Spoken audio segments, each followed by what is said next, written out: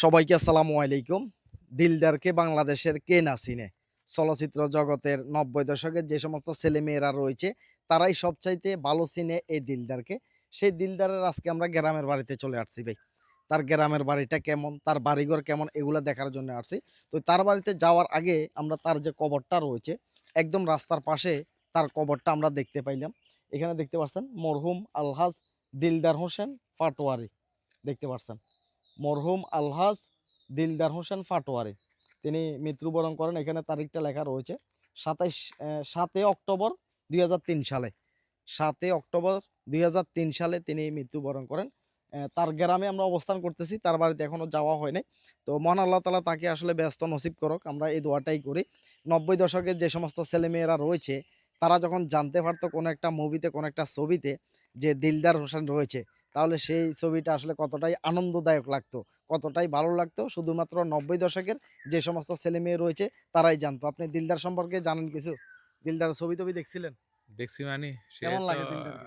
ভাই একটা জনপ্রিয় কৌতুক অভিনেতা ছিল। যদি বলি যে হ্যাঁ, ৮০ মানে এটা শুধু ৯০ দশক না ৮০ দশকেরও জনপ্রিয় অভিনেতা। হ্যাঁ, আমার জানা মতে উনি ২০০৩ সালে সেরা কৌতুক অভিনেতা হিসেবে জাতীয় চলচ্চিত্র পুরস্কার পুরস্কার পাইছে। পাইছেন, রাইট। হ্যাঁ, হ্যাঁ। হ্যাঁ, তাইলে পুরস্কার এখ পাইছেন। এ এ এখনো পর্যন্ত দিলদারের যে রেকর্ড কেউ হুম, ভাঙতে পারে নাই। কৌতুকের মধ্যে উনিই সেরা। কেউ পারবেও না। এই যে আমাদের এশিয়া হ্যাঁ, মহাদেশে। কেউ পারবেও না। এতটাই জনপ্রিয় একজন অভিনেতা ছিল। আপনি চিনতেন দিলদারকে? যে চিনতাম। চিনতেন? তার ছবি-টবি দেখতেন? ইনশাআল্লাহ আমি বহুত ছবি দেখছি দিলদারের। কেমন লাগে? আমার তো খুব ভালো লাগতো। ভালো লাগতেছে? জি। তো আজকে আমরা ভাই আসলে গাড়ি নিয়ে আমরা আসছি। ভাইয়ের গাড়ি এখানে পাশে দেখতে পারছেন। সারাটা দিন আজকে ভাই আমাদের সাথেই থাকবে, ঘুরবে। তো এখন দিলদারের যে কবরটা আমরা দেখতে পাইলাম। এই যে দেখা যাইতেছে, হ্যাঁ? আমরা অনেক খোঁজ করে আসছি। দিলদারের কবরটা আমরা এখানে দেখতে পারতেছি। এখন তার বাড়িতে যাব। তার বাড়িতে যাওয়ার অনুভূতি কেমন লাগতেছে আপনার? কেমন লাগতেছে? অত্যন্ত ভালো লাগতেছে। ভালো লাগতেছে। এখন আমরা তার গ্রামে কিন্তু অবস্থান করতেছি। তার গ্রামে অবস্থান করতেছি। আর এই অ্যাড্রেসটা আমরা একটু বলি। এটা হচ্ছে চাঁদপুর শহর, চাঁদপুর সদর। গ্রামটার নাম কি বলছিল? সা সা মহিষাদী সাতলি। মৈশালী শাহতলী। মহিষাদী সাতলি, আচ্ছা, মহিষাদী। মৈশাদী। হুম। মৈশাদী শাহতলী। এটা হচ্ছে দিলদারের দিলদারের নিজ এলাকা। গ্রাম, নিজ এলাকা, নিজ গ্রাম।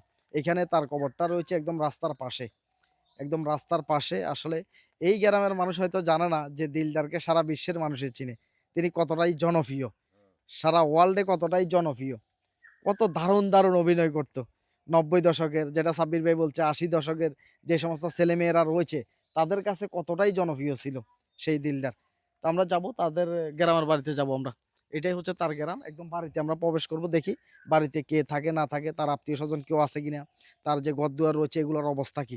আমরা এই বিষয়ে আপনাদেরকে আশা করতেছি দেখাবো এবং কি জানাবো। তো ভিডিওটা শেয়ার করে দিয়েন। যারা ৯০ দশকের দিলদার প্রেমী রয়েছেন, যারা দিলদারের অভিনয় দেখতে ভালোবাসতেন, পছন্দ করতেন, ছোটকালে দিলদারের অভিনয় দেখার জন্য টিভির দুয়ারে যেয়ে বসে থাকতেন, তারা ভিডিওটা শেয়ার করে দিবেন।